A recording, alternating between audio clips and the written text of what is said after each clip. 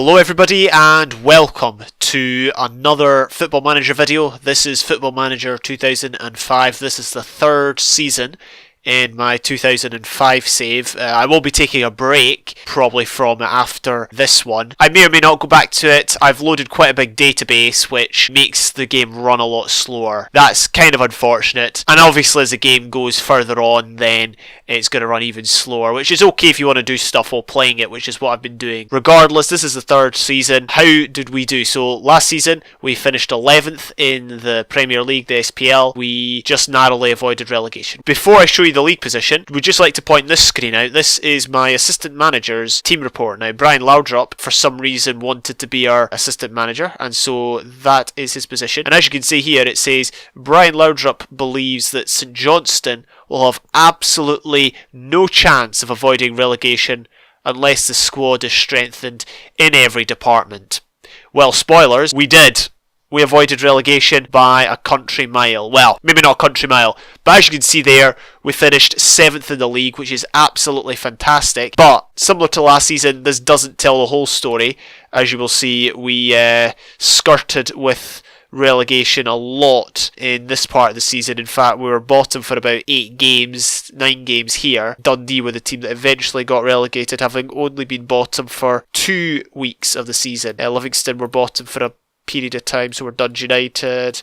I think it was just between these 3 teams at the bottom and us for relegation. I also want to point out that, for those that don't know, the Scottish Premier League, or the Premiership as it's now known, is split. So teams play each other 3 times, and then at the end of the season, or towards the end of the season, the league is split into the top 6, bottom 6. Top 6 play each other, bottom 6 play each other, as if they were their own independent league. The flip side to that is, if you finish 7th, but you get more points in 6th place, you're still 7th. As you can see here, we have 48 points, more than 6th place Dunfermline, but as it happens, we can only finish a maximum of 7th, whereas Dunfermline got top 6, so they finish 6th. That was our highest league position actually on the last game of the season, but we'll get into that shortly. As you could tell, we were bottom for a very, very, very long time, but we did improve our league position. Part of that was down to goals. As you can see here, we are actually the second highest scorers in the entire league, second only to Glasgow Celtic. The downside is we're the second highest conceder of goals. We conceded 71, second only by 4 to Dundee, who eventually got relegated. This is the season. That is our stats right there. Let's get into talking about the team. I did say last season I think I wanted to strengthen a bit more, which is what I did. First of all, I'll speak about the players I got rid of. Got rid of quite a few players. Michael Moore, now he played towards the back end of last season. As you can see, in his first season, he only played once for me. I think that's because he was injured. Yeah, he was injured for 8 months in the first season.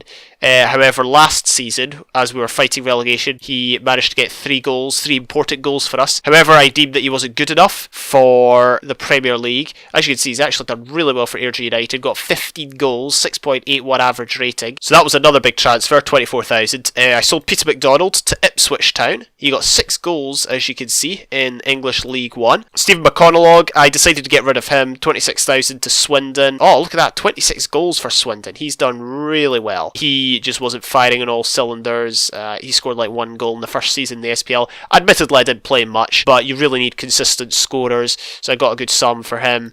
Released this keeper, Jurgen Silva. He's clearly retired. Kevin Fotheringham is with Leyton Orient. I just released him. He seems to have played a fair bit, so good on him. Although I could kind of used him this season. One player I could definitely have used is Willie Dyer, a pretty decent left back he seems to have done alright for Brechin. 6 average rating isn't that good. And then sold Mark Campbell for free to Ayr United in January, and Mark Birchall, finally got him off my hands for free, and I sold him to Partick Thistle. So those were the players I got rid of. Got rid of a lot of them. A lot of the players that it was just deadwood or that weren't going to make an impact, especially the strikers. Got rid of a lot of strikers. And the players that I brought in were these ones. So a good sum of my money came from selling players, as you can see. Managed to reinvest that in the squad. Probably my biggest, most important signing was Jason Scotland. He was going to be a free agent. He was going to be released by his former club, Dundee United. Of course, this game is set the season before Jason Scotland came to St Johnstone IRL, and so I decided I may as well offer him a contract. He asked for a huge sum of money, I signed him, and that proved to be the best decision I've ever made in this game. I signed Alan Manis. He actually played for Saints in real life 7 or 8 years in the future from when this game is set, but I just saw him, I saw that he was available, so I signed him on a pre-contract agreement, and he did alright, a few clean sheets here and there. Unfortunately he conceded like 61 goals, but he did okay. Signed this guy, Wanjo.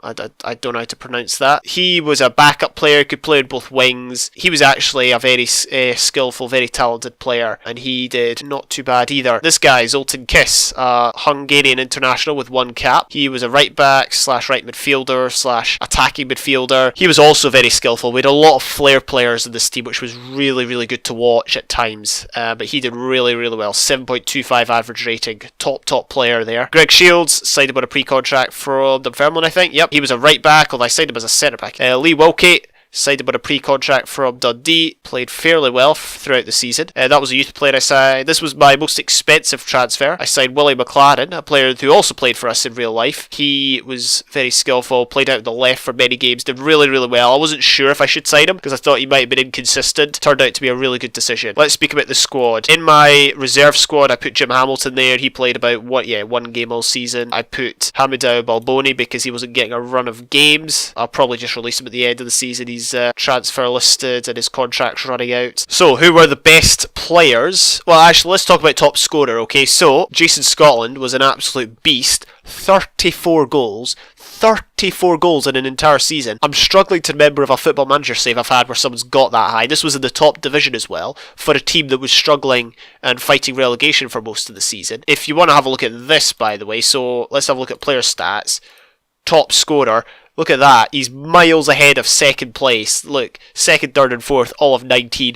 Jason Scotland's on 31 goals for the Premier League. That is incredible. He was by far and away the top striker. And 11 assists, 8 man of the match awards. He's almost got 7.5 average rating. Yeah, he was our top player. That is incredible. So he was a key player, very good on the ball, and obviously finished his chances when they came. Then we've got Willie McLaren, spoke about him already. Most expensive signing, 160,000. I played him down the left, and he did really well, getting 13 assists. Got a couple of goals, didn't score an awful lot, but he contributed well down the left-hand side. Then we've got Lee Wilkie, centre-back. These are all new signings, which is key to note because they're probably of a quality higher than what was already here. But that's why I signed them, was to do the job and save us from relegation. So Lee Wilkie, top defender, got 3 man of the match awards, which is pretty good. Zoltan Kiss, 10 goals, 8 assists, joint second top scorer, 7.25 average rating. Played mainly down the right. I did play him in the centre sometimes. Then we got the first of our old time players, Alan Mahood, who's clearly declining with age. He's 34 now, which is incredible to think about. But he played a massive 30 games actually this season, got a goal, 5 assists, 7.23 average rating. This guy is so consistent, one of the best players I've had on Football Manager. This is the 3rd season in a row that he's got an above 7 average rating, so I'm really, really happy with this guy. Ross Forsyth, he was injured for 3 months. He's improved a lot, so much so that there was Championship English clubs coming in for him.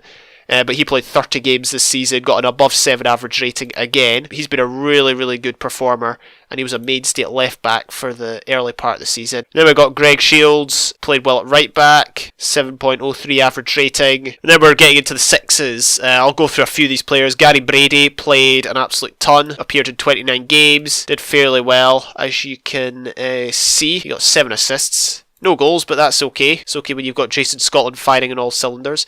Noel Whelan didn't actually play that much. He's actually declined a lot from last season, and he's injured at the minute. But he got 3 goals, 2 assists, which ain't bad. Scott Wilson, from last season, only played 18 games. He's actually a good player, but there was points where he made a mistake. I would leave him out a squad, and then whoever came in and replaced him did well, so that's why he didn't play as much. But his average rating ain't bad. Craig Dargo weighed in with 10 goals, joint second top scorer. Appeared in a good 27 games. Stephen Hislop didn't play much but got a single goal. Alan Manis and Craig Sampson, they were our 2 keepers, although Alan Manis, as you can see, was first choice. David Hanna appeared in 15 games. He is 33 now as well, and I thought he was declining, but as you can see, he's working on his physical attributes quite well. He did okay, got an assist, 6.8 average rating, isn't something to sneer about. Wanjo did okay, 6.7 average rating, 3 goals, 6 assists. Paul Sheeran, he's an old midfielder. As you can see, he's declined so much. Look at that. His pace is now at 6. But he got 6.68 average rating, couple of goals, probably both from the penalty spot if I would guess. But he's actually still contracted for another year, although I doubt.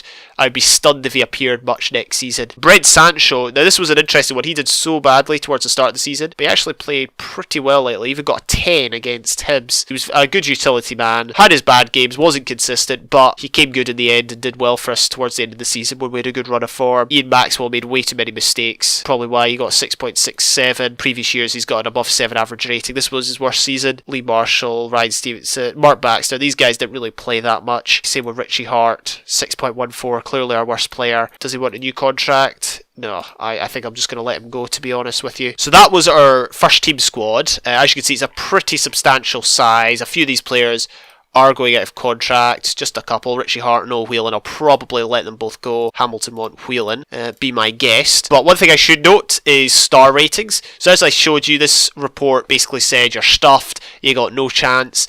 I proved a former Danish international wrong. Obviously a virtual Danish international. But as you can see, it's got a 1-star rating for a lot of these players. When I first looked at the report at the start of the season, every single player had a 1-star rating. It was much like this. But as you can see, a few players have got a 2-star rating. They're more like dots, or diamonds. Jason Scotland's got a 5-star rating. Lee Wilkie, Willie McLaren, Zoltan Kiss, both all of 2. I've never really trusted star ratings in these early parts of the game because they don't seem as prominent as they do in the current versions. Now, I might be wrong, they might be very important, and these players I've got might be that bad. If that's the case, then I've just got a bad team 7th in the table, which is probably a good achievement on this game, but I just don't know whether to trust it or not. That is my point. Regarding the SPL, one thing I should point out is this is the points tally of all the teams this season. If you have a look at last season, now keep in mind, relegated Dundee finished with 38 points. If you look at last season, we got 30. So if we had got that points tally this season, we would have been down, which shows just how competitive it was this season. It was very close, and I was bottom of the table here, and then as I got up here, let's just say here, I was 8th in the table, a few games to go. I was thinking, yeah, okay, I'm safe. I'm like 6 points clear, but I'm doing alright. But then I would lose my next game, go down to 9th, and bottom place would only be like, 5 points behind me or whatever. I was never really safe until like the last game or 2 games to go or whatever. It's no surprise Dundee went down on the final day of the season because it was that close. So lots of intense stuff here. Obviously we were 10 points clear, but that's due by and large to Dundee's drop in form and our gain in form, if you like. We'll go through the games in just a minute. One thing I do want to show off is the awards. What awards did we get this season? Player of the Month, Jason Scotland got it in February. Good on you, mate. But one of the interesting things is Goal of the Month. If you have a look at this, right, this shows you the goals of the month. I know it was very difficult to make out what's going on, but as you can see here, I'll just show off the players that got it. Some teams got it against us. So here we go. For December, Craig Dargo got 3rd place for a strike against Dundee. I'll show that off now. It says top quality strike from Saints striker Dargo as he scores an effort from the edge of the area. But then let's go into January. We actually won this award. Zoltan Kiss won it. A truly fantastic goal from Kiss as he takes possession in his own half, dribbles the ball around past 3 Dundee United players before hitting a magnificent lob over the keeper. It's a truly spectacular goal. Really good stuff. And that's one of the key features of this game, was certainly towards the back end of the season, my players were playing with creative freedom to the point where they were doing mazy dribbles and everything, and it looked really, really, really good. I had a few flair players that could do that, which was good. As you can see, 3 of my players, 3 different players got 3 of the top goals for that month, February, in 3 different games, which is absolutely fantastic. I'll show them off now. So in 3rd place was Craig Dargo's strike against Aberdeen. Excellent goal from the striker as he skins an opponent on his way to scoring an audacious lob. 2nd place was Zoltan Kiss. He scored against Hibs, and he scores a powerful close range header to round off a great team move. And if I remember rightly, Wanjo actually dribbles round a few players in a really spectacular way. And then finally, 1st place for this month was Jason Scotland's strike against Inverness. Great strike from the Saints striker as he scored a glorious lob over the keeper. A lot of these goals are lobs, but they're still, they still look good. They're very satisfying in this version anyway. And then I think I've only got one more to talk about. Yeah, Jason Scotland got 2nd place next month for a strike against Rangers. Lovely goal from Saints striker Scotland as he scores a superb chip over the keeper from the edge of the box. So within that period from January to March, we were playing exciting football, we were scoring good goals, and obviously we finished second highest scorers in the league, which just goes to show the quality of our play going forward at times. So that just gives you a flavour. I want to show you this clip from a Dundee game around December time, I think. As you can see at the start, one of our centre backs skins one of the Dundee forwards, which is pretty cool, and as a result we go downfield and score, and I remember freaking out about that because it was so cool watching a centre back. Okay, it's a dot, okay, it's 2D, but watching a centre back skin a striker is always pretty funny. Just to balance things out, those were a lot of good moments. One of the worst moments was this goal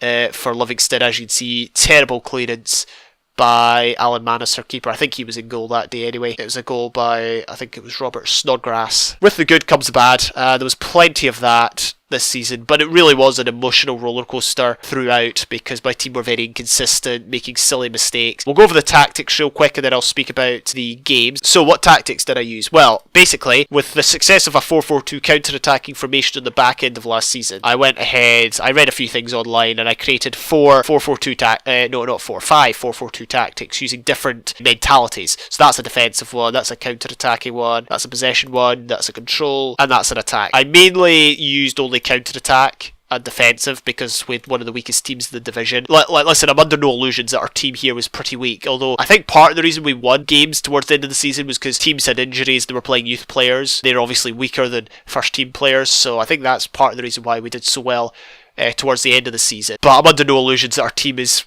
kind of weak. These are the 5-4-4-2 tactics that we used. I don't really use 4-4-2 an awful lot because people say it's weak, but I just found it worked pretty well here. But I did have to change at one point, so I changed to a 4-5-1 or a 4-3-3, and this worked pretty well. The reason I didn't want to use this at first was because we got so many strikers, didn't want to leave them out. Eventually I realised that teams were playing a 5-man midfield against us, they were playing like a 3-5-2, they were packing the midfield, so I thought, right, well we need to sort this out. I tried to deal with that by pulling a striker back as a defensive midfielder just to protect the defence, and then obviously we got two wingers to support the striker and everything like that. It worked alright, especially with direct passing, and it really gave the wingers creative freedom. It was this tactic more than the 4-4-2s that gave the wingers the creative freedom to do all their mazy dribbles and that, which looked really, really, really good. Albeit, part of you was thinking, as they were doing the mazy dribbles, you kind of thought, well, I mean, there's a pass here, here, here, and here, but yeah, if you want to go on a mazy dribble, be my guest, as long as it works. It didn't always work, but there you go.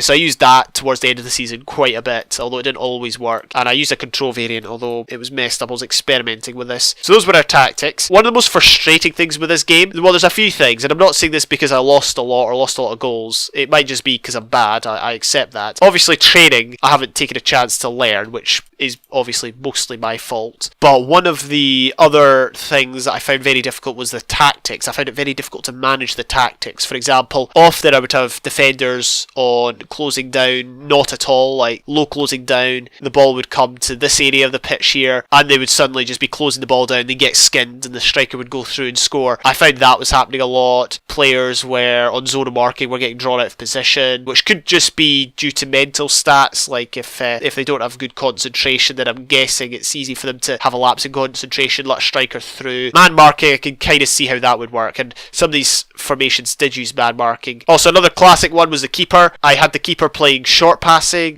quick throw, defender collect, distribution. He would still insist on battering the ball, 70 yards up the pitch to an opposition defender, which didn't look that great, and no matter what I did, I could not get them to pass it short. Part of the reason could have been a high press from the other teams, eliminating chances here, but there was times when there was really easy passes on and they just ignored them. Maybe it's to do with stats, I don't know. Maybe it's to do with preferences, I don't know. And also our strikers seemed to insist on shooting a lot. I didn't have long shots down to the minimum, but they used to just shoot from ridiculous angles. You'd have a striker played in and they'd get to this part of the pitch here, the keeper would be here, and then there'd be another striker over here, and you're like, just play it through to him, pass it to him, and they'd go for the shot and go miles over. And there was so many times they could have squared it for someone, and I was saying, just square it, but for whatever reason they went for glory and they wasted the chance. That's the game for you. These things happen. Those were some frustrations. Also the fact we conceded a lot, although some of the goals we conceded was mostly my fault because I changed tactics. I knew what I was doing and we got punished. I knew I was going to chase the game, and I knew I'd be exposed at the back and we got punished for it, so those were my fault. But other times we just got rained down upon because our defenders were so inept at times. Let's move on. Anyway, let's get on to the games. Let's get on to the fixtures. So, start of the season, we had pre-season friendlies. We beat Notts Forest 2-0. Goals from Jason Scotland, Zoltan Kiss. Lost to Ipswich, 2-1. Craig Dargo scored. Lost to Millwall. And then we lost 6-1 to Portsmouth. Now, Portsmouth are a Premiership team. They just kind of rained goals down on us, and we lost 6-1, which isn't so good. Then our first game of the season against Dundee United. Now, Dundee United were or in the bottom three for a large part of the season. We didn't know how good teams were, so this game was a 2-2 draw, which I thought was a good result, especially given the fact we had a man sent off. Willie McLaren equalised for us after Andy Cook had put Dundee United ahead. Then just after half-time, Craig Dargo netted our second. Then Greg Shields insisted on pulling someone down in the box, gave away a penalty, Andy Cook scored it, and then we had to hold out for the rest of the game to earn a point. A very important point given the fact Dundee United and ourselves were jostling for position for much of the season. So, next game was against Celtic. They won the league. They actually got to the European Cup final again. Oh, not the final, sorry, the semi-final. As you can see here, Celtic, they lost to Real Madrid in the semi-finals. They were a quality opposition. We lost 2-0. Not the worst result in the world. When you play Celtic and Rangers in these games, the aim is always just to keep the goal difference down. You know what I mean? You don't want to lose like 5-6-0. But yeah, we only lost 2-0. Not bad. Next game was against Aberdeen. Oh, this was frustrating. So Jason Scotland scored 6 minutes in. Brilliant. We're 1-0 ahead, then Darren Mackey went and equalised a minute later just to spoil the party, and then, I can't remember, but he scored a last minute winner. That was so annoying. This was at home as well. I might have been chasing the game, I don't remember, but the point is we lost a lot of late goals, this being one of them. Part of the reason was because at times I would chase the game when I didn't need to, that was my fault. This might have been a case of that, but other times our defence was just inept and letting goals in the last minute. So we lost to Aberdeen, then we then lost to Inverness. Admittedly, this was an away game, but Jason Scotland put us ahead on 15 minutes, and then in a 4-minute period Liam Fox scored and Billy Mehmet netted from the spot. We gave away so many penalties as well, especially in the early part of the season. Like at times I would call it and just be like, we're going to give away a penalty, and it'd be 0-0, we'd be doing really well, and then give away a penalty and the floodgates would just open. Thankfully the floodgates didn't open here, but we still lost. Anyway, next game against Hibs, the floodgates most certainly did open here. Hibs scored 5 against us. Zoltan Kiss pulled us back a goal when it was only 2-0, and then when it was like 5-1, Stephen Hislop scored with 4 minutes remaining, but obviously that just improved our goal tally and didn't actually do much for the wider result of the game. Very, very disappointing. That was a home game as well. You don't want to be losing 5-2 to Hibs at home. Anyway, next game was against rivals Dundee. Zoltan Kiss scored after 40 minutes, then Steve Lovell went and netted 4 minutes later, and then Mark Baxter went and got injured as well. I played him at right back for some of the season, but at other points I had Greg Shields in there or someone else. So yeah, a point there. Keep in mind, we still haven't won in the league. We've still not won. Next game, away to Livingston. They scored twice early on. We actually had a player, Alan Mahood, sent off with 5 minutes remaining when it was 2-1. Jason Scotland scored just after the hour mark, but it was too little too late and we lost, unfortunately. We then actually won a game, hooray! But the downside was it was against Stranraer. With all due respect to them, they are in the 3rd division, as you can see, finished 4th. We won 4-0. Paul Sheeran scored on 19 minutes. Oh, that was one of his 2 goals. That wasn't a penalty. Jason Scotland then scored on 59 minutes. He netted a penalty on 68 minutes, and Wanjo completed the scoring in 74 minutes to send us through to the next round of the League Cup. I played my full strength team here just to get the morale, because the morale, as I said last time I was talking about this game, morale's so erratic. You'll have been on a good run, won a few games, then you'll lose like 5-0 to Celtic or whatever. Morale will go from superb to very poor. Like, it's so erratic. So I thought, right, if we thrash Stranraer, which debate amongst yourselves whether it's a thrashing or not, but we won, and morale just like skyrocketed, which was positively fantastic. Played Dunfermline 2-2. We scored early through Craig Dargo. Jason Scotland doubled our advantage on 33 minutes. And then they went and equalised through Daniel Cadamartri and a Gary Dempsey penalty. Another penalty given away. And this was probably one of these games that was pure raging. When I say emotional rollercoaster, I mean emotional rollercoaster. 2-0 up to 2-2. Very, very disappointing. And it was at home as well, albeit Dunfermline did finish in the top half. Then we welcomed Rangers for a game, who are obviously one of the top teams, although they didn't do so well this season. But Jason Scotland did everything to help them by missing a penalty in 14 minutes. Redeemed himself somewhat by scoring on 33 minutes, but then just after half-time, Peter Lovenkran scored for Rangers. And see what I mean? This is what I'm talking about. Inconsistency. So we played Rangers, did well, that's fine. Next game, it's Kilmarnock, and we get thrashed 5-0. I'm guessing I played the same formation. Yeah, I played exactly the same formation. Now, obviously, it's different teams, so different teams have different weaknesses and different strengths, and maybe Kilmarnock's strengths could exploit this. But how bad were my players? Look at... Okay, some of them got 5. Craig Dargo got a 4. They were just bad. That's the thing. Sometimes there's nothing you can do about it in this game. Sometimes players just perform badly. Chris Boyd goes and scores a hat-trick. Noel Hunt scores. Sean Dillon scores. 5-0 away to Kilmarnock. Quite frankly, embarrassing. But it's alright, because we then go and get a point at Tynecastle against Hearts. Noel Whelan scored one of his few goals of the season on 40 minutes. Mark De Vries equalises after half-time, but then 2 minutes later, Jason Scotland puts us in front. And 9 minutes from the end, unfortunately, Alan Gow nets another fairly late goal. Okay, it's not in the last 5 minutes, but it's still late on. It's still at a point in the game where I'm hoping we don't concede. Yeah, my defence is just shambolic at times. Anyway, we drew 1-1 with Kilmarnock in the League Cup third round. Downside is we lost on penalties. This was a very frustrating game. Jason Scotland equalised for us with 14 minutes left of normal time after Chris Boyd had put Kilmarnock in front. I feel like we did actually pretty well in this game. Let's just have a look at the stats. Possession-wise, they dominated, but look at that. We had 17 shots, 6 on target. I'm guessing their keeper their keeper, Alan McGregor, who ironically played for us at this save. As you will see here, he played for us on loan. He did really well for them, and as a result of that, went to penalties, so we could easily have won it. And then Jason Scotland and William Clarn both missed, and they all scored there, so we were out. We then lost to Dundee United. Now, I take full responsibility for this defeat. Dundee United at this point, we were bottom at this point in the league season, so keep in mind, we've not won in the league yet. We've drawn a lot, we've lost a lot of late goals. We went from 9th, first game of the season, which is respectable, all the way down to bottom, third game of the season, and we were in the bottom 2 from the third game of the season to, the 25th game of the season. So for most of the season, we were in the bottom 2. Dundee United and Dundee were next. We were like the 3 clubs propping up the division, although, as you can see, I was bottom for most of it. This was a big game because it was obviously 12th versus 11th. We played our 4-5-1, which seemed to be working. We played decent football, created a lot of chances, albeit, as you can tell, my strikers are garbage because only 3 of them were on target. 20 minutes to go, I'm going to chase the game even more. So I think I went all out attacking, and we were punished. Andy Cook scored and got 3 points for United, which could have been costly at the end of the season. That was a big mistake. 15 minutes to go. Probably been better just to hold out for the draw, but unfortunately we lost late on. That didn't set us up well. Next game was against Celtic. We got thrashed 4-1. Paul Sheeran netted a penalty with 8 minutes to go, although by that time the game was well and truly out of sight. We then lost to Aberdeen. Scott Wilson did a good job to help Aberdeen by getting sent off at 1-0. Stephen Craig scored for them as well just before half time, and it's probably a miracle that it wasn't 1 shot on goal all game.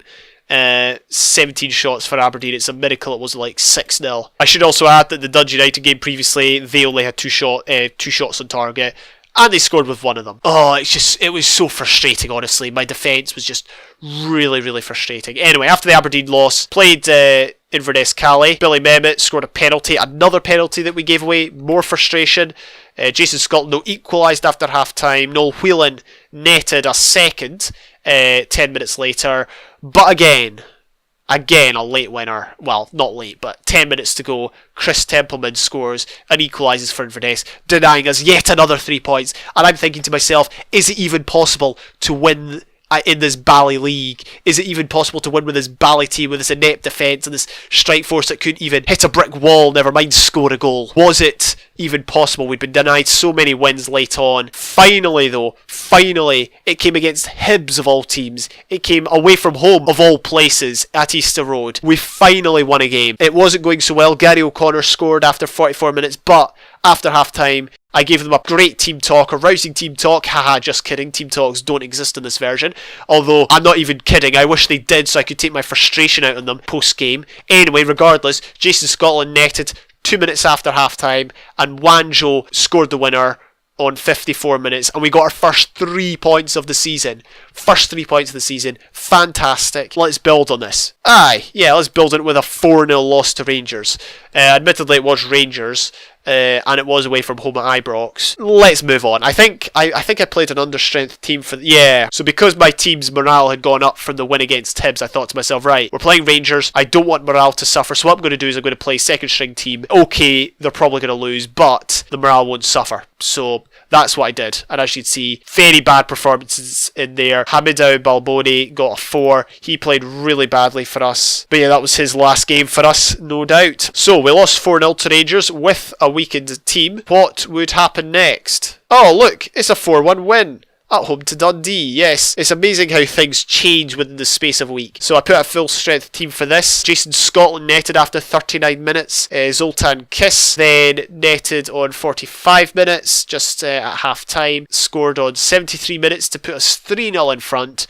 Dundee pulled one back, but then Craig Dargo scored on 85 minutes to give us a 4-1 win and another 3 points, our second 3 points in the league. And this was important, very important 3 points, because Dundee were jostling with ourselves and Dundee United for not finishing bottom, basically. So this closed the gap on them, because at this point I was still bottom of the league. So this closed the gap on them. 3-1 win against Livingston. Fantastic. This is December, by the way, this is happening, so close to the midpoint of the season. Craig Dargo scored on 15 minutes. Jason Scotland doubled our advantage on 27 minutes. Their player, Radzovic, netted on 61 minutes, but then in the final minute, Jason Scotland netted what was probably a breakaway goal, because they were probably chasing the draw at that point, and we got the 3 points, which was fantastic. Oh yeah, I do want to point out, we wore our away kit for the Dundee game for some reason. Like, I don't even know what Dundee's away kit is. Oh yeah, it's got blue. That's daft. Why do you have blue in your home and away kit? Anyway, whatever, they got relegated, so no worries there. So following the Livingston game, we had a game against Dunfermline. We lost 2-1. They scored in 5 minutes. Oh, this was frustrating. They scored really early. We conceded a lot of early goals. This was one of them. Jason Scotland then equalised for us just after half time, and then they went and scored a minute later with a 30-yard strike, which is just fantastic. More frustration, although it was away from home, so can kind of understand. Next game was against Kilmarnock. Now, we had a run of games here where I was thinking, like, from the Dundee game down for the next, like, say, 6 or 7 games, I was thinking, yeah, if we get a lot of points from this, we can easily overtake Dundee and Dundee United. Like, they were all looking winnable, especially after we'd beaten Hibs and thrashed Dundee. Obviously, we lost to Dunfermline, which wasn't so good, but we then beat Kilmarnock. All the scoring happened very, very, very late on. 66 minutes gone, Kilmarnock take the lead. Then Craig Dargo equalises 2 minutes later. Then Graham Bain puts Kilmarnock back in front, but Zoltan Kiss then equalises a minute later. Then 5 minutes later, Jason Scott puts us ahead, and then Noel Whelan nets a fourth as Kilmarnock are chasing a late equaliser. All of that happens within about 20 minutes of each other. Fantastic entertainment for the end of the game. Probably didn't do any favours for my emotional state, but that's okay. We got the 3 points in the end at home to Kilmarnock. One other thing I should point out is we've yet to keep a clean sheet in the league. We kept one against Stranraer, but I mean, with all due respect to them, they were like a 3rd division team. But yeah, in the league, no clean sheets whatsoever. Next game, Livingston in the cup. Oh, it's a clean sheet, but it's in the cup. Now, this was a very weird game. So the reason it was a weird game, my morale was really good after winning a lot of games, but we came up against Livingston in the Scottish Cup. Now, it's not that I don't care about the cups, it's just at this point, I think I was still bottom of the league, or second bottom, or whatever. Relegation was still a very, very real possibility. So I was like, right, I'm going to save the morale of my team. My first team, I'm going to play my reserve squad. As it happened, loads of my players had really good morale because we'd played so well in the previous games. And so I was like, darn it, I don't have many first team players to use in the starting 11, so I had to use a bunch of youth players. Mark backs to Jason Dare. Jason Dare playing a left back for the first time. So we played this guy, Stephen Cunningham, centre back. Doesn't look that good, does he? But he played a full 90 minutes. We then played Craig Galloway, signed him from Livingston, I think. He's actually a decent player, but he just doesn't have pace, which is kind of annoying. But yeah, he can play in the right or in the centre. We played Paul Shear, Ryan Stevenson. We also played Kevin Miller, another youth player who actually looks decent. Signed him from Dundee because he was a hot prospect, as it were, and he scored for us in this game, actually, which I'll speak about in a minute. And our bench was made up entirely of under-19s players. Andy McGregor came on 76 minutes. As you can see, he doesn't look that great. I mean, he's decent stats for an 18-year-old.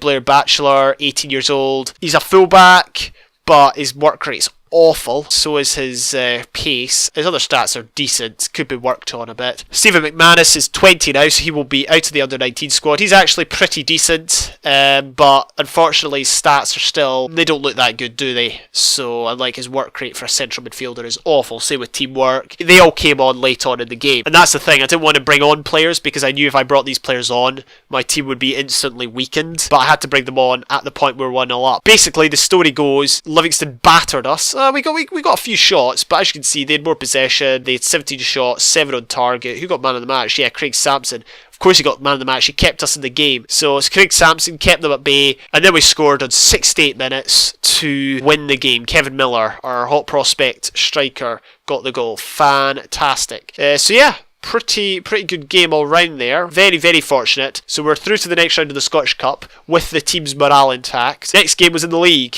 It was a 0-0 draw against Hearts. Yay!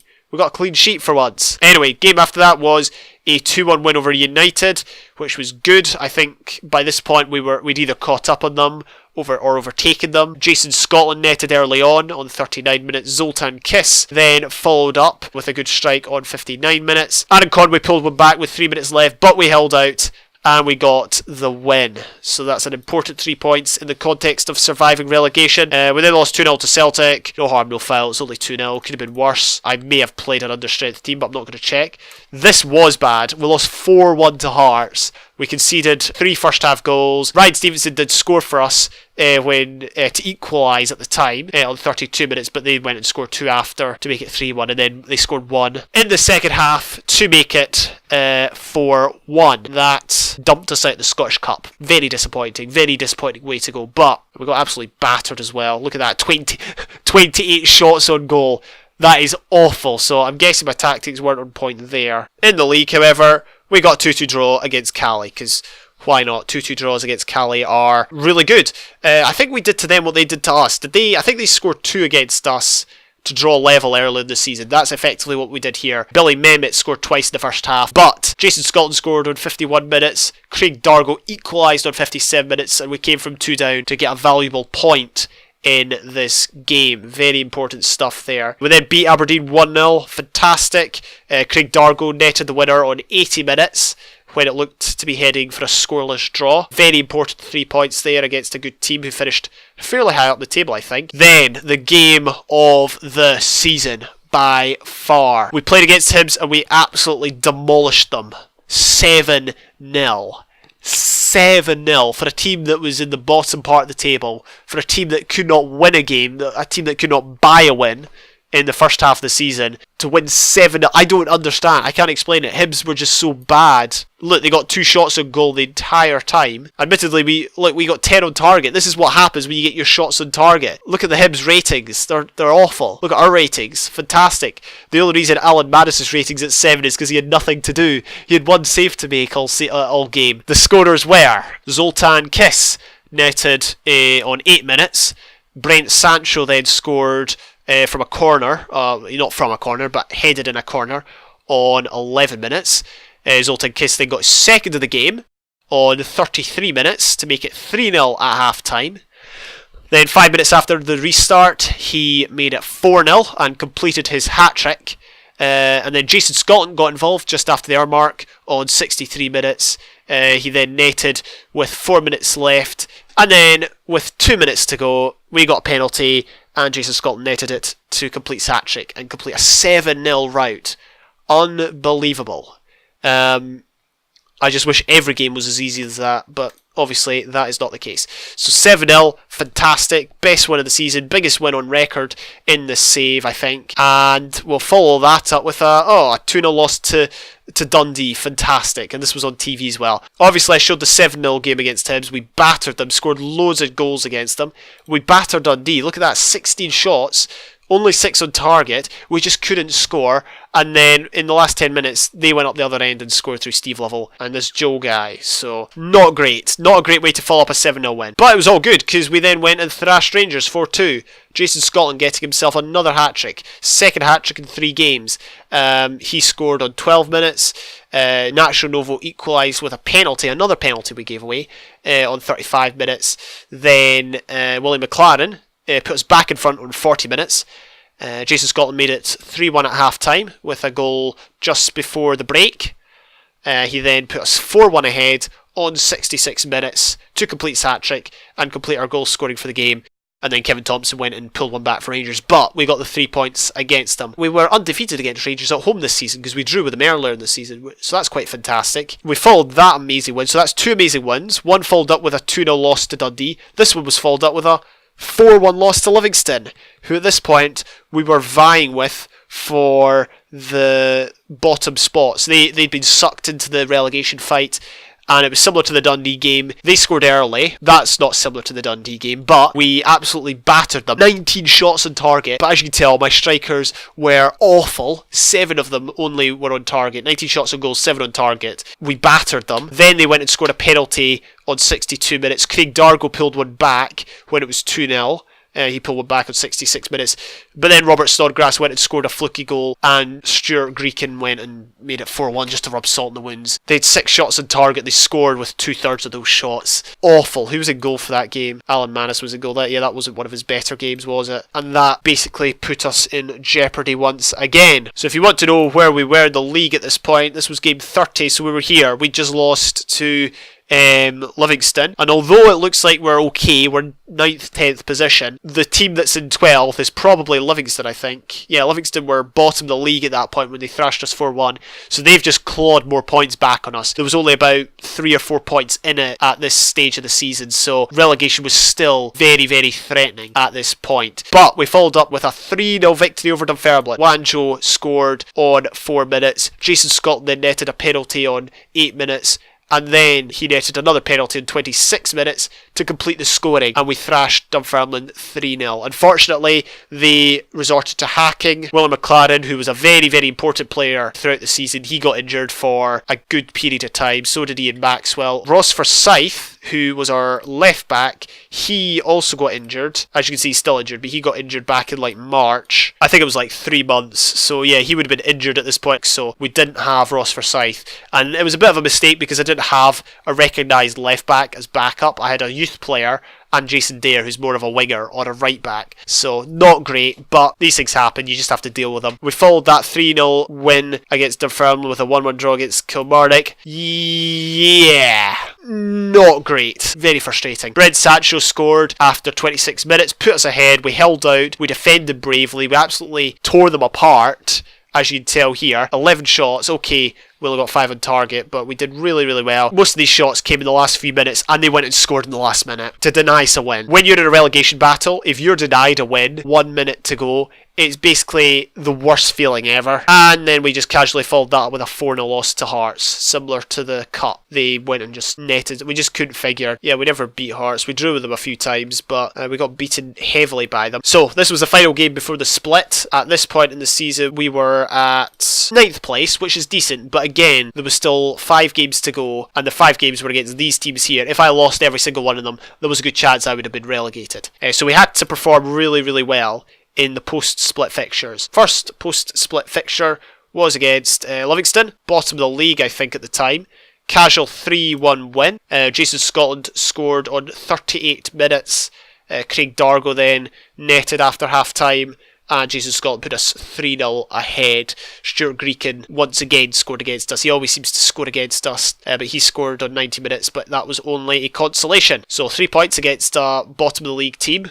That was much needed. We then lost to Dundee United, which was not great. They went 4-0 up inside, well, 3-0 up inside the first half, but then they scored their 4th just after half-time. We only waited until like the 80th minute to start playing when Zoltan Kiss scored on 81 minutes and Alan Mahood scored with 3 minutes to go to make our goal difference somewhat more respectable. Next game was a 3-1 win over Kilmarnock, which I think this was the game that actually saved us from relegation. This was the one that confirmed our safety with 2 games to spare. Simon Lappin actually scored an own goal for us, which was much appreciated.